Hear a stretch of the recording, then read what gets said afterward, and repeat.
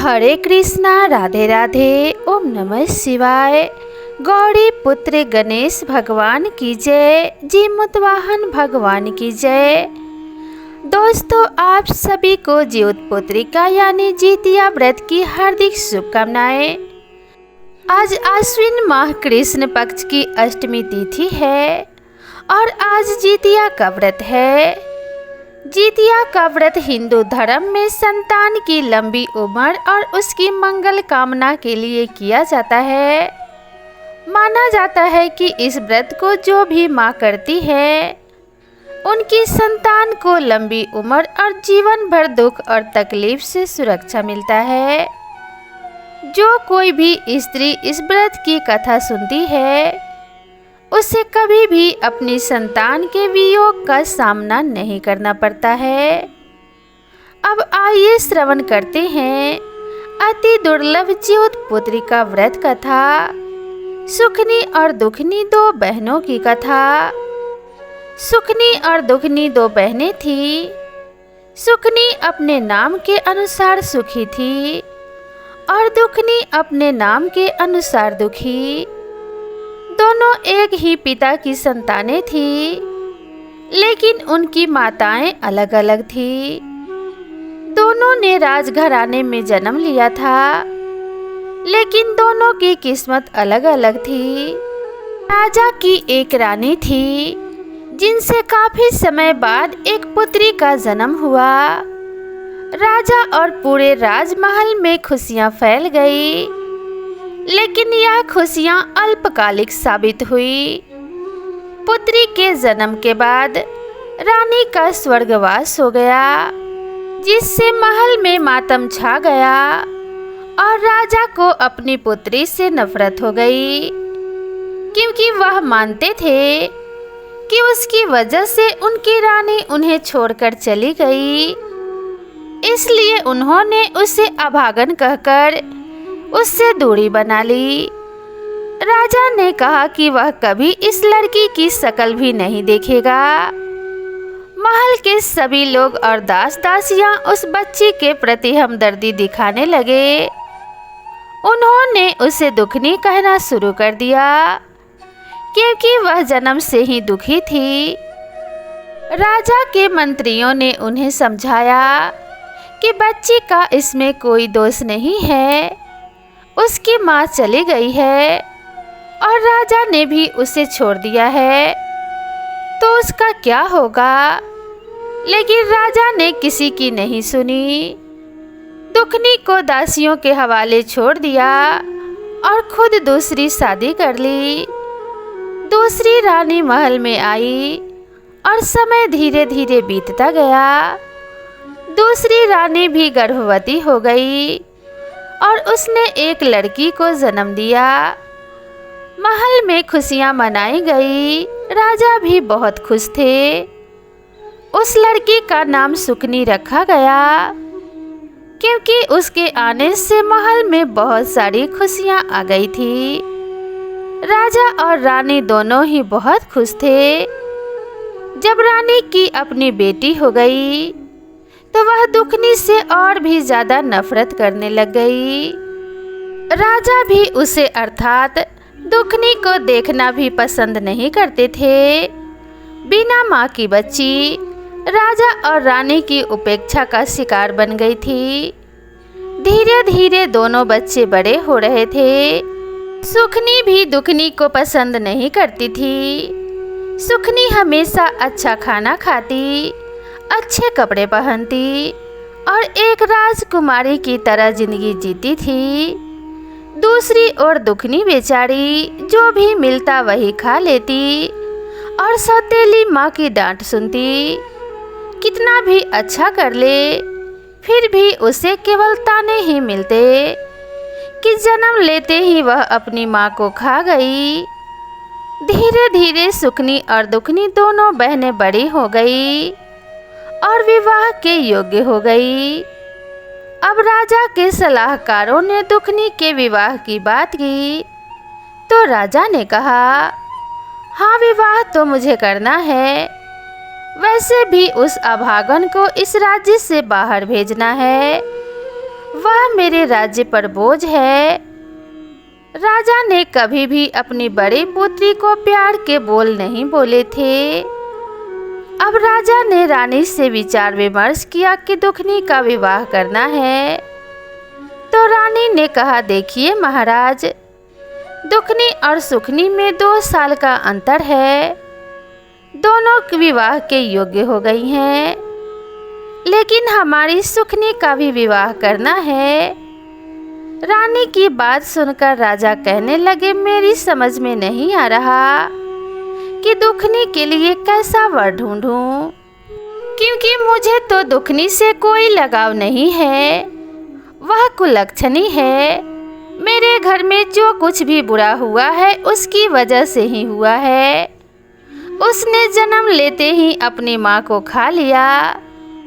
जो रानी मुझे जान से प्यारी थी वह मुझे छोड़कर चली गई। अगर दुखनी किसी दूसरे के घर भी जाएगी तो वहाँ भी उसका बुरा साया पड़ेगा और उनके साथ भी कुछ बुरा हो सकता है।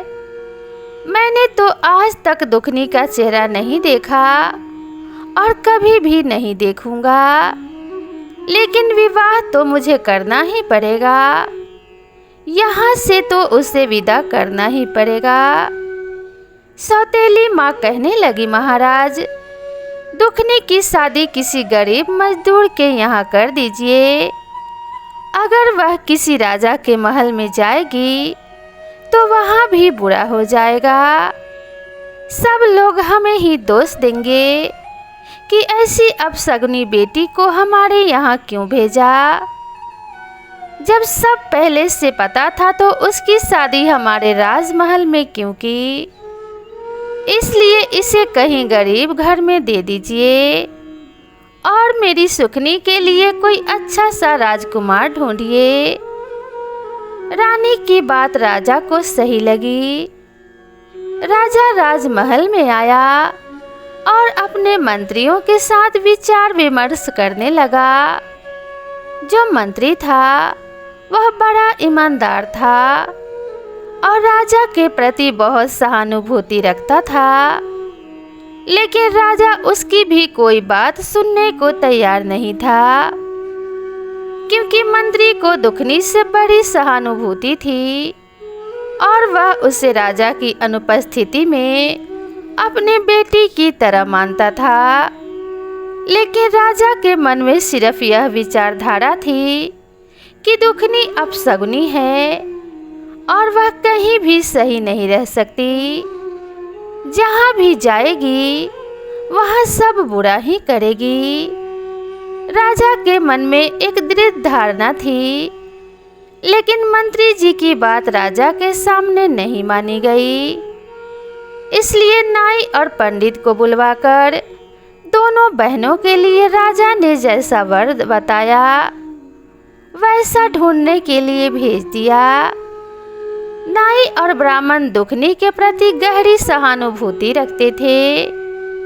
पूरी प्रजा भी दुखनी के प्रति हमदर्दी महसूस करती थी, लेकिन राजा के डर के कारण कोई कुछ बोल नहीं सकता था। बेचारे नाई और ब्राह्मण दुखी मन से चल दिए। राजा ने जैसा वर बताया था उसी तरह का ढूंढने के लिए वे राज्य से काफी दूर एक गांव में पहुंचे। गांव ठीक ठाक था, लेकिन एक नदी के किनारे एक झोपड़ी थी। एक बूढ़ी औरत बाहर चबूतरे पर बैठी अपने बालों में कंघी कर रही थी। वह बहुत बूढ़ी थी। उसका घर भी बिखरा हुआ था। नाई और ब्राह्मण जब उसके पास पहुँचे तो पूछने लगे, मैया, तुम्हारे घर में कौन कौन है? बूढ़ी औरत ने उत्तर दिया, बेटा, हम तो गरीब हैं, मजदूरी करके पेट पालते हैं। मेरा एक बेटा है जो मजदूरी करता है और जितना कमाता है उससे ज़्यादा उड़ा देता है, क्योंकि उसका काम में मन नहीं लगता। मैं भी जितना कर सकती हूँ करती हूँ। नाई और ब्राह्मण एक दूसरे की तरफ देखने लगे और मन में विचार करने लगे कि यही घर दुखनी के लिए ठीक रहेगा। इसलिए उन्होंने बुढ़िया से बात की और कहा कि हम राजा की बेटी का विवाह तुम्हारे घर में करना चाहते हैं। यह बात सुनकर बुढ़िया चौंक कर खड़ी हो गई और कहने लगी, क्यों तुम दोनों मुझ बुढ़िया के साथ मजाक कर रहे हो? नाई और ब्राह्मण ने बुढ़िया को बैठाया और कहने लगे, माई हमारी बात ध्यान से सुनो। वो राजा की बेटी जरूर है, लेकिन ना तो वह तुम्हें कोई दान दहेज देगा और ना ही तुम्हारे बेटे के साथ शानो शौकत से राजा अपनी बेटी का विवाह करेगा। वह बेचारी दुखिया है, तुम उसे माँ का प्यार देना। वह बहुत संस्कारी लड़की है, लेकिन राजा की नज़रों में गिरी हुई है। राजा उसे कुलक्षणी और अपशगुनी मानता है। हे मैया, पूरी प्रजा को उससे सहानुभूति है, लेकिन यदि वह तुम्हारे घर में आएगी तो तुम्हारा घर स्वर्ग बना देगी। वह बहुत अच्छी लड़की है, लेकिन राजा के खिलाफ कोई बोलने की हिम्मत नहीं कर सकता।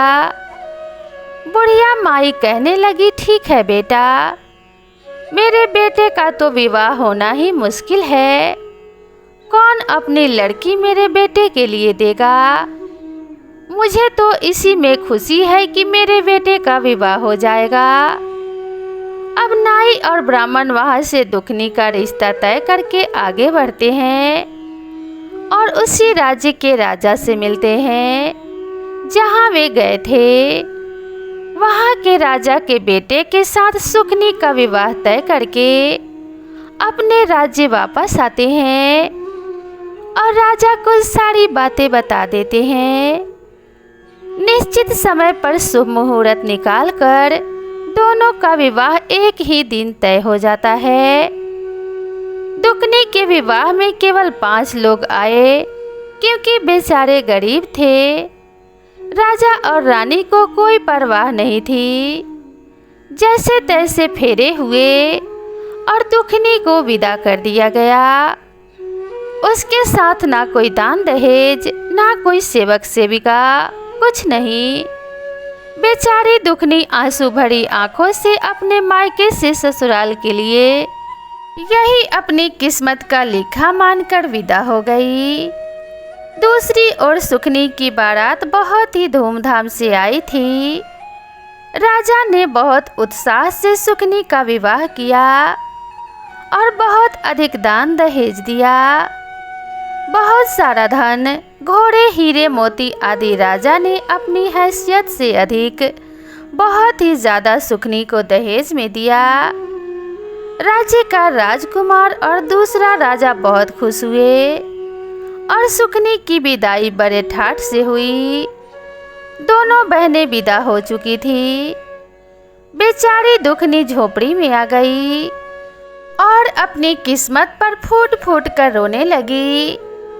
लेकिन उसने ईश्वर की मर्जी मानकर अपने पति और सासू माँ की सेवा में लग गई। उसकी सास बूढ़ी थी। दुखनी बेचारी अपने सासू माँ के हाथ पैर दबाती, कंघी करती, उनके कपड़े धोती और खाना बनाती। उसका पति मजदूरी करता था, आधे से ज़्यादा पैसे नशे में उड़ा देता था और कुछ पैसे लाता था जिससे घर का गुजारा भी नहीं हो पा रहा था। दुखनी ने अपने सासू माँ से कहा कि माँ जी, अगर मैं कुछ काम करूँगी तो हमारे हालात कुछ ठीक हो जाएंगे। बुढ़िया अपनी बहू को बिल्कुल अपने बेटी की तरह ही प्यार करती थी, लेकिन दुखनी का पति उससे बहुत तंग किया करता था। अगर दुखनी अपने पति से कुछ कहती तो वो उससे बहुत मारता पीटता था। धीरे धीरे समय बीत रहा था और अब दुखनी गर्भवती थी। कुछ सालों के बाद दुखनी के 2 बेटे और 2 बेटियां हो गई। समय बीता और सालों बीत गए। लेकिन किसी ने भी कभी दुखनी की कोई खोज खबर नहीं ली। अब जब बच्चे हो गए तो परिवार में खर्चे भी बढ़ गए। अकेले आदमी की मेहनत मजदूरी से घर खर्च चलाना मुश्किल हो गया। दुखनी ने कहा, माँ जी, अगर मैं भी मेहनत मजदूरी करूँगी तो हमारे हालात बेहतर हो जाएंगे। सासू माँ ने कहा, बेटी, तुम तो राजकुमारी हो, तुमने कभी काम नहीं किया होगा। दुखनी ने कहा, माँ जी, कैसी राजकुमारी, मैं तो ऐसी ही हूँ। अपने पिताजी के घर में भी मैं ऐसी ही थी। मुझे काम करने से कोई ऐतराज नहीं है। दुखनी का व्यवहार बड़ा मीठा था। पड़ोसी और गांव वाले सब दुखनी से बहुत खुश रहते थे।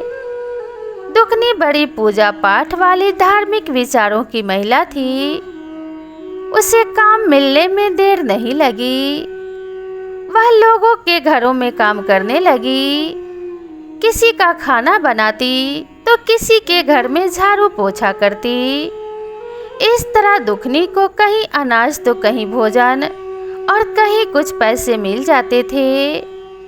अब दुखनी का गुजारा सही से होने लगा, जबकि उसके पति में कोई सुधार नहीं आ रहा था। दुखनी अपने पति को समझाने की कोशिश करती, लेकिन वह उल्टा उससे गाली गलौज करता और मारता पीटता था। जब भी जितिया का व्रत आता तो वह पूरी श्रद्धा के साथ अपना व्रत करती थी। लेकिन माता रानी की कृपा से अब घर में पहले की तरह भूखा नहीं रहना पड़ता था। सबके पेट भर जाते थे। इतना उसके घर पर जितिया माता की कृपा थी, क्योंकि वह मेहनती थी और मेहनत मजदूरी करके गुजारा करती थी। दूसरी ओर सुखिया के घर में नौकर चाकर की कोई कमी नहीं थी। सुखिया राजकुमारी थी और राजमहल में राजा के घर से विदा होकर राजा की बहू बनी थी। वह राजा की बेटी और राजकुमार की पत्नी थी, अर्थात होने वाली रानी थी। एक दिन सुखिया को अपनी बहन दुखिया की याद आई। वह सोचने लगी कि बहुत समय बीत गया है, जाकर देखना चाहिए कि आखिर महारानी के रंग ढंग कैसे हैं। वह शायद बहुत दुखी होगी, क्योंकि उसके पास है ही क्या। एक बार जाकर देखना चाहिए। सुखिया ने सोचा कि अगर दुखिया कहेगी तो उसे अपने पास नौकरानी बनाकर रख लूँगी और वह मेरा काम करेगी, जिससे मुझे तसल्ली होगी कि कम से कम यहाँ भी मेरी सेवा हो रही है। सुखिया को अपने राजसी जीवन पर बड़ा गर्व था। सुखिया दुखिया के घर गई तो दुखिया ने अपनी बहन को देखा तो बहुत खुश हुई। उसने सुखिया का बड़े आदर सत्कार से स्वागत किया और उसे बैठने के लिए पीढ़ा दिया। सुखिया ने देखा कि दुखिया के झोपड़ी में बहुत गरीबी थी और उसके बच्चे इधर उधर खेल रहे थे। किसी के तन पर फटे कपड़े थे तो किसी के बिना फटे। फिर भी दुखिया खुश थी और उसकी सासू माँ भी दुखिया के गुण गा रही थी। यह देखकर सुखिया को बड़ा गुस्सा आया और वह मन ही मन दुखिया से ईर्ष्या करने लगी और जलन की भावना रखने लगी। सुखिया को यह देखकर बहुत बुरा लगा कि दुखिया की सासू माँ उसकी तारीफ कर रही है। फिर सुखिया ने दुखिया से कहा कि बहन, तू घरों में जाकर काम करती है, क्या लेती होगी? इससे अच्छा तू मेरे साथ चल और मेरे राजमहल में काम कर। जितना तुझे यहाँ मिलता है मैं तुझे उससे ज़्यादा मजदूरी दूंगी। यहाँ घर घर जाकर जितना काम करना पड़ता है तुझे। दुखिया ने जवाब दिया, बहन सुखिया, मुझे काम करने में कोई आपत्ति नहीं है। मैं यहाँ भी काम करती हूँ तो आपके यहाँ भी कर दूंगी। वहाँ काम करके मुझे खुशी मिलेगी कि चलो मेरी बहन का काम हो गया। बातचीत समाप्त करके सुखनी अपने राजमहल लौट आई और अगले दिन से दुखनी सुखनी के घर जाने लगी। सुखनी दुखनी से बहुत ज़्यादा काम करवाती थी, क्योंकि दुखनी को परेशान करने में सुखनी को बड़ा मज़ा आता था। सुखनी को जो भी बासी खाना मिलता उसे वह दुखनी को दे देती और दुखनी उसे खुशी खुशी खा लेती। राजमहल में तरह तरह के व्यंजन बनते थे और कभी कभी बच्चों के लिए भी अच्छे पकवान मिल जाते थे। इस वजह से दुखनी और उसके बच्चे बहुत खुश रहते थे कि अब कुछ नया खाने को मिलेगा। जितिया का व्रत आया, बच्चे कहने लगे, माँ आज तो आप मौसी के यहाँ जाओगी, नए नए पकवान मिलेंगे, हमारे लिए भी कुछ लेकर आना। दुखनी ने कहा ठीक है बच्चों, ले आऊँगी। दुखनी सुखनी के पास गई और कहने लगी, बहन आज नहाए खाए है और जितिया का व्रत आ रहा है, तो मुझे भी कुछ पकवान दे देना, बच्चे बहुत उम्मीद से बैठे हैं। सुखनी ने कहा, अरे दुखिया कैसी बातें कर रही हो, काम कर आज कुछ नहीं बनेगा। ऐसा कहकर सुखनी ने दुखिया को डांट दिया। बेचारी दुखनी रोती हुई अपने घर लौट आई। आज उससे बासी खाना भी नहीं मिला। दुखनी रोती हुई घर आई तो बच्चे बोले, माँ आज मौसी ने कुछ नहीं दिया। दुखनी ने कहा नहीं बेटा। बच्चे बोले, माँ तुम नहाए खाए का जितिया का व्रत कैसे करोगी, पारण कैसे करोगी।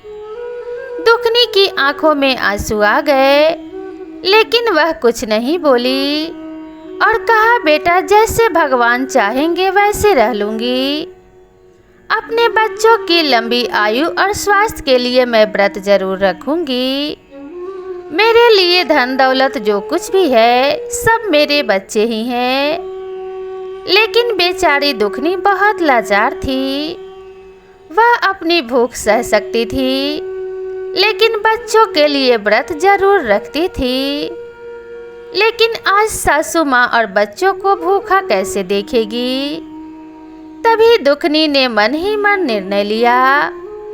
उसने अपनी कुल्हाड़ी और रस्सी उठाई और कहने लगी, आज से मैं किसी के घर नौकरानी नहीं बनूंगी और अपना काम खुद करूंगी।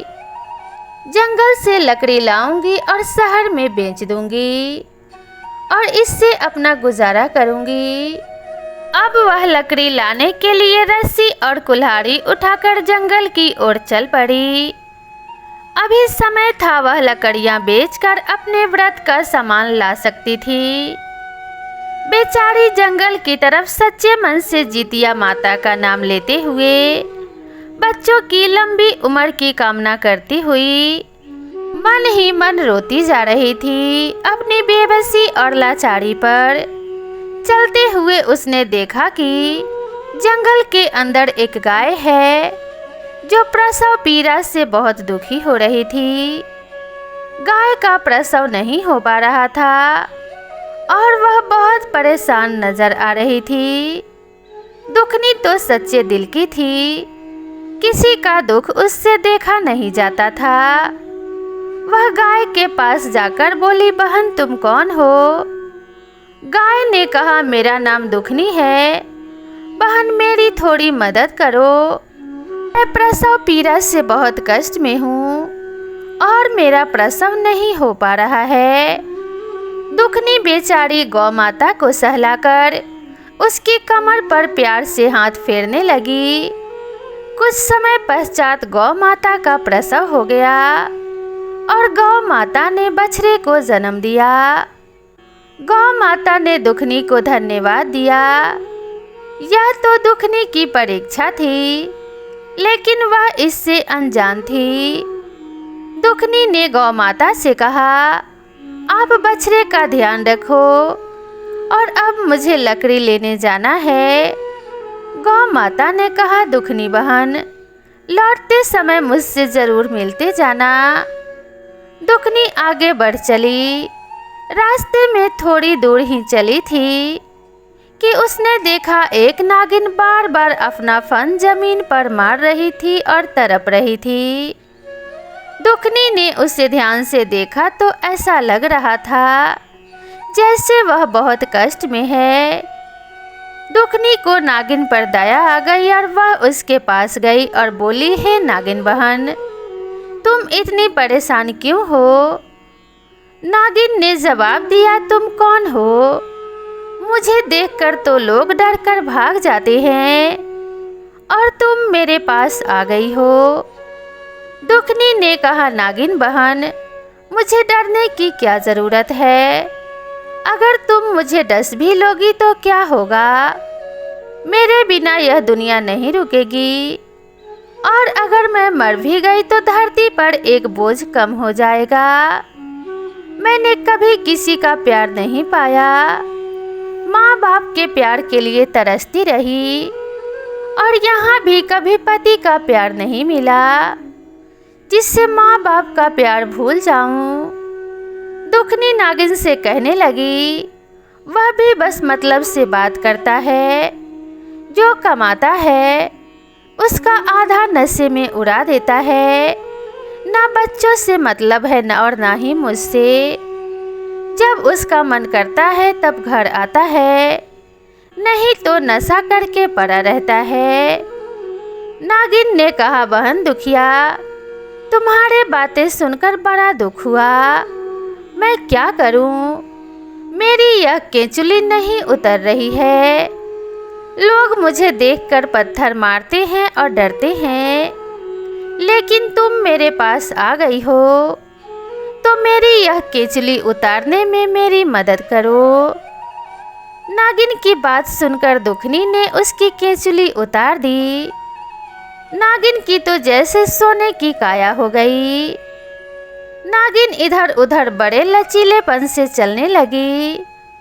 नागिन ने कहा, बहन दुखनी, तुम बहुत अच्छी हो। रास्ते से जब वापस आओ तो मुझसे मिलकर जाना। नागिन की मदद करने के बाद दुखनी वहां से आगे बढ़ चली। जंगल के अंदर उसने देखा कि उस भयानक जंगल में एक बूढ़ी माई बैठी हुई थी। वह स्वयं जीतिया माता थी, जो दुखनी की परीक्षा लेने आई थी कि वह अपनी परीक्षा में पास होती है या नहीं। भगवान की माया को भगवान ही जाने। दुखनी ने देखा बूढ़ी माई बहुत परेशान बैठी थी।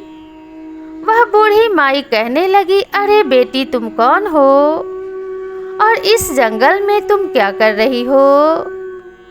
दुखनी ने जवाब दिया, माँ जी, यहाँ लकड़ी काटने आई हूँ, लेकिन आप इस घने जंगल में क्या कर रही हैं?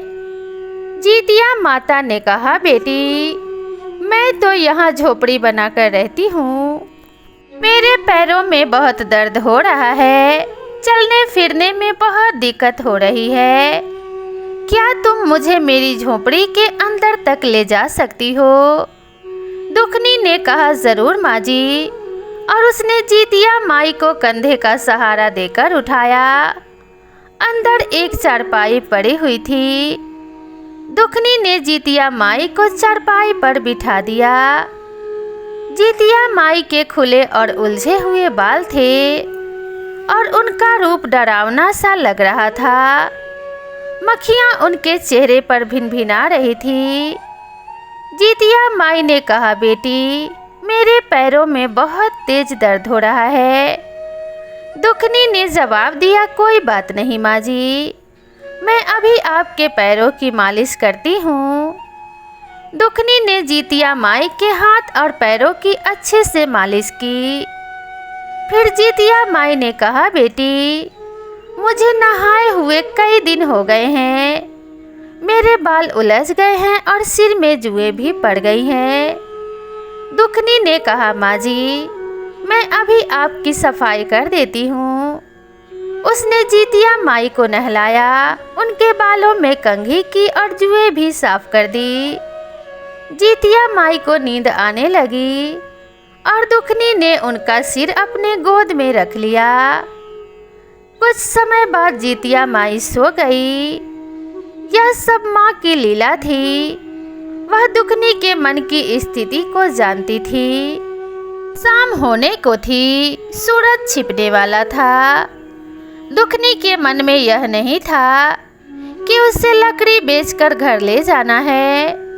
वह बस यही सोच रही थी कि माँ ने उसे कितना प्यार दिया है। आज उसे अपने माँ का प्रेम महसूस हो रहा था। माँ के लिए वह तरसती थी। उसे लग रहा था जैसे जीतिया माई ही उसकी माँ है। जब जीतिया माई की आँख खोली तो उन्होंने कहा, अरे बेटी, मैं तो सो गई, तूने मुझे जगाया क्यों नहीं? और देख शाम हो गई है, अब तू घर लकड़ी लेकर कैसे जाएगी बेटा? दुखनी ने कहा, कोई बात नहीं माँ जी, मैं चली जाऊंगी। इतने दिन नहीं ले जा पाई तो एक दिन और सही, आज नहीं तो कल ले जाऊंगी। जीतिया माई ने कहा, ठीक है बेटी, जरा मेरा ये थैला जो खूंटी से टंगा है मुझे पकड़ा दो। दुखनी ने थैला उठाया और जीतिया माई को दे दिया।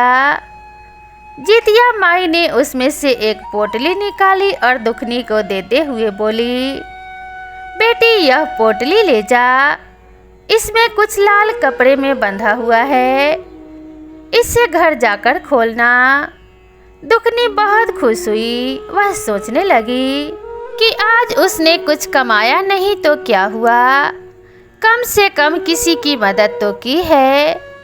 यह सोचकर वह मन ही मन खुश हो रही थी। दुखनी पोटली लेकर आगे बढ़ी तो उसे रास्ते में वही नागिन मिली। नागिन ने कहा, अरे दुखनी बहन, जरा रुको तो सही, मैंने तुमसे कहा था कि मुझसे मिलकर जाना और तुम चुपचाप चली जा रही हो। दुखनी ने कहा, नहीं बहन, बताइए, घर जाने के लिए थोड़ी देर हो रही थी तो सोचा जल्दी निकल जाऊं। नागिन ने कहा, बहन, तुमने मुझे 12 वर्ष की केचुली से छुटकारा दिलाया है, मैं तड़प रही थी। ये लो, यह मेरी नागमणि, इसे ले जाओ। जिस घर में यह रहेगी वह घर 9 निधि 12 सिद्ध हो जाएगी। दुखनी बहुत खुश हुई। उसने नाग माता के हाथ जोड़े और वहां से चल दी। थोड़ी दूर ही पहुंची थी कि गौ माता ने आवाज लगाई, अरे ओ दुखनी बहन, कैसे चुपचाप चली जा रही हो? यहाँ जंगल में हम क्या करेंगे? हमें भी तो साथ ले चलो। दुखनी ने कहा, गौ माता, आप मेरे साथ चलेंगी? गौ माता ने कहा, हाँ हम चलेंगे। देख, अब मेरा दूध तेरे घर के काम आएगा, तेरे बच्चे भूखे नहीं रहेंगे। मेरे दूध को बेचकर तू पैसे कमा सकती है और अपने घर का खर्चा भी चला सकती है। अपने बच्चों को मेरा मीठा मीठा दूध पिला सकती है। अब बछड़ा और गाय दुखनी के साथ चलने लगे। दुखनी आगे आगे और पीछे पीछे बड़ी सुंदर सी सफेद रंग की गाय और छोटा सा बछड़ा चल रहे थे। उनके गले में बंधी हुई घंटी टन टन बज रही थी। वे बड़े आराम से जा रहे थे। जब दुखिया अपने घर पहुंची तो दुखनी की सास बैठी हुई उसका इंतजार कर रही थी। कहने लगी, अरे बहू दुखनी, आज तो बहुत समय लगा दिया बेटा। सुबह से तो भूखी थी और आज तूने कुछ खाया भी नहीं है। आज नहाकर खाना खा ले, कल तेरा निर्जला व्रत रहेगा। परसों तुझे पारण भी करना है, तू कैसे करेगी बेटा? नवमी के दिन पारण करने के लिए तेरे पास कुछ नहीं है। वह अपने सासू माँ से बोली, माँ जी, आप चिंता मत करो, मुझे तो लगा ही नहीं कि मैंने कोई व्रत रखा है। मेरे शरीर में तो अजीब सी ताकत का एहसास हो रहा है। मुझे नहीं लग रहा कि मैं आज इतनी परेशान थी। आज तो मुझे बहुत हल्का और खुशी महसूस हो रही है। जब वह घर आई तो उसने सारी बात अपनी सासू माँ को बताई। उसकी सासू माँ बोली, बेटी आज तो तुमने यह बहुत अच्छा काम किया। फिर उसकी सासू माँ ने चौके को लीप दिया और एक दिया जला दिया। दुखनी ने वहाँ पर अपनी लाल रंग की पोटली रख दी। जैसे ही दुखनी ने लाल पोटली खोली तो उसमें सोना, चांदी और हीरे मोती निकलने लगे। यह देखकर दुखनी और उसकी सास की आंखें फटी की फटी रह गई। बाहर गाय रंभा रही थी। दुखनी बाल्टी लेकर गई तो गाय ने बाल्टी भरकर दूध दिया। सभी लोग बहुत खुश हुए। शाम को जब दुखनी का पति मजदूरी करके आया तो उसने देखा कि घर के बाहर गाय बंधी हुई है और अंदर बड़ी रोशनी चमक रही है, क्योंकि वहां नागमणि रखी हुई थी। वह बहुत हैरान हुआ और कहा, अरे यह क्या है? दुखनी ने अपने पति को सारी बात बताई। फिर उसका पति दुखनी से माफी मांगने लगा और कहने लगा, दुखनी तुम तो साक्षात लक्ष्मी हो और मैंने आज तक तुम्हारी कदर नहीं की। तुम्हारे दुख को समझने में असफल रहा, मुझे माफ कर दो। दुखनी ने कहा, कोई बात नहीं स्वामी, देर आए दुरुस्त आए। लेकिन मैं इस बात से खुश हूँ कि अब तुमने मेरी अहमियत समझ ली है। अब हमारे पास इतना धन है कि हम अपना अच्छा सा काम शुरू कर सकते हैं। उसका पति भी खुश हो गया, क्योंकि अब उसे मजदूरी नहीं करनी पड़ेगी।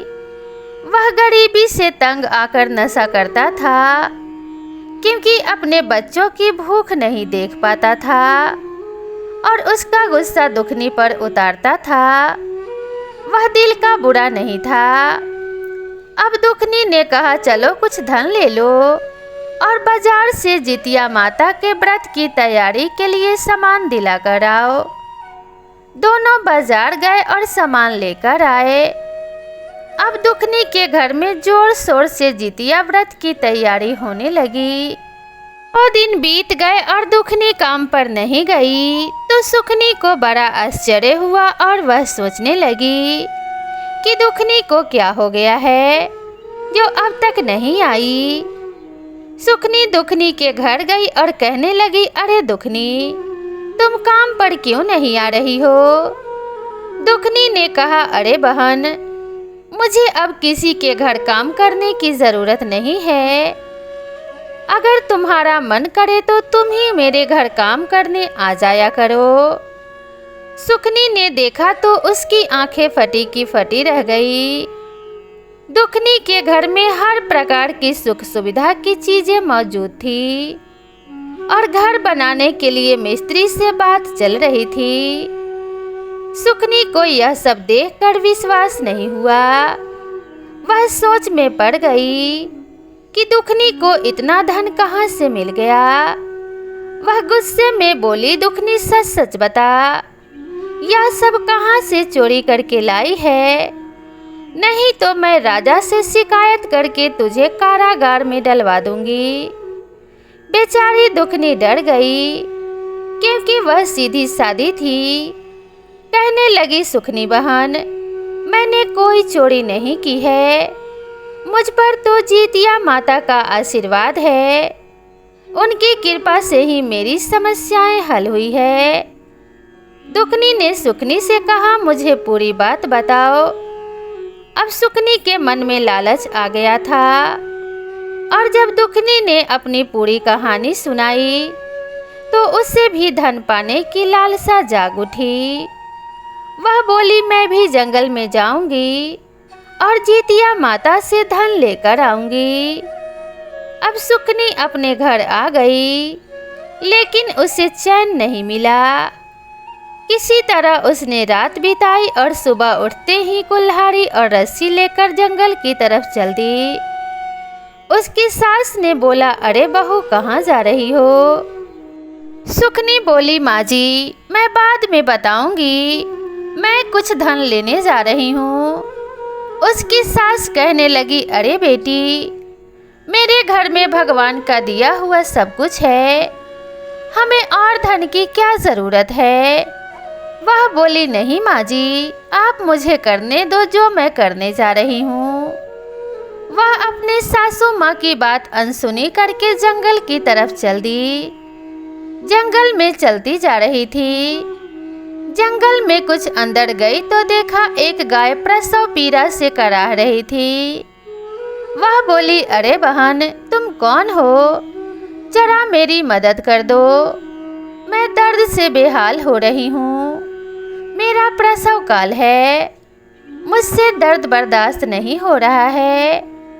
गौ माता की बात सुनकर सुखनी कहने लगी, अरे तुझे क्या मैं दासी दिखाई देती हूँ, मैं सुखनी हूँ, इस राज्य के राजा की बहू। हमारे यहाँ दास दासियाँ काम करते हैं और तुम मुझसे काम करने के लिए बोल रही हो। वह सुखनी गाय को दुत्कार कर आगे चली गई।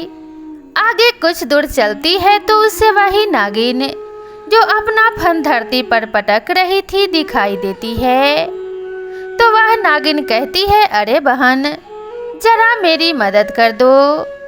सुखनी पहले तो नागिन को देखकर डर जाती है और कहती है, मुझे डस लेगी और मैं तेरी मदद कर दूं। अरे जो सांप को दूध पिलाता है, सांप उसी को डस लेता है, मैं तेरी मदद नहीं करूंगी। और एक पत्थर उठाकर नागिन को मार देती है और आगे चल देती है। आगे चलते चलते जब काफी अंदर जंगल में चली जाती है तो वह उस बूढ़ी माई को ढूंढती है। ढूंढते ढूंढते काफी परेशान हो जाती है और शाम होने को होती है तो सुखनी देखती है कि एक बुढ़िया माई की झोपड़ी दिखाई दे रही है और एक पेड़ के नीचे बड़ा सा बट वृक्ष है। उसके नीचे जो एक बुढ़िया बैठी है वह बड़ी ही गंदी सी बुढ़िया थी। मुंह पर मक्खियाँ भिनक रही थी, बाल उलझे हुए थे, जिसे देखकर वह नाक मुंह सिकोड़ने लगती है। बुढ़िया माई सुखिया से कहती है, अरे बिटिया, तुम कौन हो बेटी, जरा मुझे मेरी झोपड़ी के अंदर पहुंचा दे, क्योंकि मेरे हाथ पैर में बड़ा दर्द है, इसलिए मुझे अंदर बैठा दे। काफी दिनों से मैं नहाई नहीं हूँ, मुझे थोड़ा नहला दे, और मेरे सिर में जुएं पड़ गई है, जरा मेरे सिर की सफाई कर दे। तो सुखनी कहती है, अरे वाह बुढ़िया, तुझे क्या मैं दासी नजर आती हूँ जो तेरी इतनी सेवा करूँगी। मेरे घर में दास दासियाँ हैं और तू मुझ पर हुक्म चला रही है। मैं तो यहाँ उस बुढ़िया से मिलने आई हूँ जिसने मेरी बहन को धनवान बनाया है। तभी उसे खूंटी से लटका हुआ वह थैला दिखाई देता है जिसमें वह पोटली रखी हुई है, लाल कपड़े में बंधी हुई। तो वह कहती है, अच्छा, तो यह वही बुढ़िया है जिसने दुखनी को अमीर बना दिया।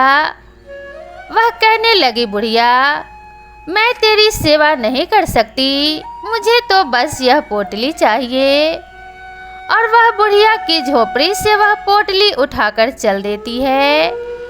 रास्ते में आती है तो देखती है कि नागिन अभी भी ऐसे ही फन पटक रही है। थोड़ी दूर जाकर देखती है तो वह गाय भी प्रसव पीड़ा से कराह रही है, लेकिन वह किसी की भी मदद नहीं करती। उसके दिल में जरा भी दया भावना नहीं थी।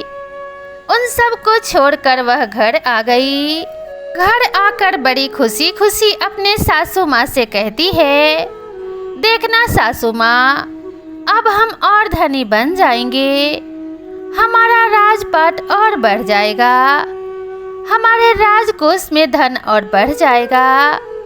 मैं ऐसी चीज लेकर आई हूँ जिससे हमारे धन का ठिकाना नहीं रहेगा। तो उसकी सासू माँ हाथ जोड़ लेती है और अपना माथा पीटती है कि पता नहीं कैसी बहू मिली है, संस्कार तो इसमें नाम के भी नहीं है। अब वह थोड़ा सा चौक गोबर से दासी से लिपवाती है, क्योंकि खुद से तो कुछ नहीं करती थी, और दासी से एक दिया जलाने के लिए बोलती है। जब उस पोटली को वहां खोलती है तो क्या देखती है, वहां ढेर सारे कीड़े मकोड़े भिनभिनाने लगे, गंदगी सी हो गई और तरह तरह के कीड़े चलने लगे। बड़ी घिनौनी स्थिति हो गई। तभी देखती है कि उसके महल में आग लग गई। अब यह देखकर तो वह घबरा गई। उसकी सासू माँ उसे बड़े मुश्किल से निकाल कर बाहर लाती है। उसका सारा राजपाट सब कुछ धरा का धरा रह गया। सब जो भी धन जमा था सब जलकर खाक हो गया। अब उसकी सासू माँ उससे बहुत ताने सुनाती है। कैसी कुलक्षणी आई है मेरे महल में, जब से आई है तब से हमारा राजपाट भी चौपट कर दिया।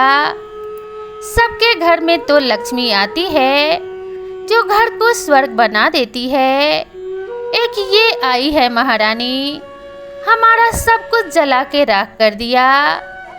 सुकनी को अपने करने पर थोड़ा भी पछतावा नहीं हो रहा था। उसे तो उल्टा अपनी बहन पर गुस्सा आ रहा था कि उसकी बहन ने उसके साथ छल किया है। वह अपनी बहन दुखनी के घर पहुंच जाती है और उससे कहती है, सच सच बता, तूने मेरे साथ क्या छल किया है? तेरे कारण मेरा सब कुछ जलकर नष्ट हो गया।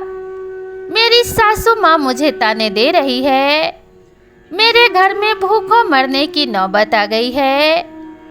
दुखनी कहती है, बहन, मैंने तो सब कुछ तुझे सच सच बताया था, लेकिन तेरे घर में तो सब कुछ था, तो तू क्यों गई उधर? तुझे तो लालच आ गया था ना। लेकिन वह कहती है, नहीं दुखनी, मैं तुझे राजा से दंड दिलवाऊंगी। दुखनी मन ही मन सोचने लगी, मेरे पास तो कोई सबूत नहीं है, और वह रोने लगती है। रोते रोते वह जितिया माता को पुकारती है और कहती है, हे माँ, मेरी रक्षा करो। मेरी कोई गलती नहीं है, यह आप भी जानती हो। मेरी रक्षा करो। कैसे अपनी बहन को विश्वास दिलाऊं कि मैंने जो कुछ भी बताया था वह सब सच बताया था। दुखनी की करुण पुकार सुनकर जितिया माता वहां प्रकट हो जाती है। दुखनी माता को देखते ही उनके चरणों में गिर जाती है। सुखनी को देखकर बुढ़िया बनी जितिया माता कहती है, सुखनी, तेरे लालच के कारण तेरे साथ बुरा हुआ है। तेरे अंदर दया भावना, सेवा भावना कुछ भी नहीं है। यह बेचारी दुखनी तो ममता की मूरत है। इसके अंदर इतनी दया भावना है। भगवान तो उसी पर प्रसन्न होते हैं जो दिल के सच्चे होते हैं। लेकिन सुखनी, तेरे मन में तो कपट है। तू तो दूसरों को देखकर भी खुश नहीं है, इसलिए तुझे सजा मिली है। तुझे तेरी करने का फल मिला है, और दुखनी को उसके पूजा का फल मिला है। यह देखकर अब दुखनी जैसे रो रही थी, तो सुकनी भी माता के चरणों में गिर पड़ती है। उसे अपने करने पर अब पछतावा होने लगता है। वह माता से क्षमा याचना करने लगती है और कहती है, हे माता, मुझे माफ कर दो, मुझसे बहुत बड़ी गलती हो गई है। तब माता से दुखनी कहती है, माता, मेरी बहन को माफ कर दो। तो माता रानी सुखनी से कहती है, देखो तू दुखनी का कितना बुरा चाहती थी, लेकिन दुखनी अभी भी तेरा सुख चाहती है। माता उसे भी सौभाग्य और बेटे का आशीर्वाद देती है और कहती है, तेरा राजपाट पहले जैसा हो जाए। और दोनों बहनों को सुख से रहने का आशीर्वाद देकर जितिया माता वहां से अंतर ध्यान हो जाती हैं। सुकनी को सबक सिखाने के लिए यह सब जीतिया माता की लीला थी। अब उसका राजपाट पहले जैसा हो गया। अब सुकनी में बदलाव आ गया। अब वह अपनी बहन दुकनी के साथ अच्छे से बात करती थी, कभी घमंड नहीं दिखाती थी और उसके साथ पूजा पाठ भी करने लगी। जीतिया माता की कथा सुनती और हर साल दोनों बहनें मिलकर पूजा पाठ करती। अब दोनों बहनें अमीर थी, किसी के घर में कोई कमी नहीं थी। दोनों बहनों में प्रेम हो गया था तथा दोनों प्यार से रहने लगी। अब उन्हें किसी चीज की कोई भी कमी नहीं थी। हे जीतिया माता, जैसे दुखनी को आई ऐसे सबको आना, जैसे सुखनी को आई ऐसे किसी को मत आना। और जो यह कथा कह रहे हैं और जो यह कथा सुन रहे हैं, हे जीतिया माता, सबकी जो मनोकामना है पूरी करना। बोलो जीतिया माता की जय, भगवान विष्णु की जय, माता लक्ष्मी की जय, ओम नमः शिवाय, माता पार्वती की जय।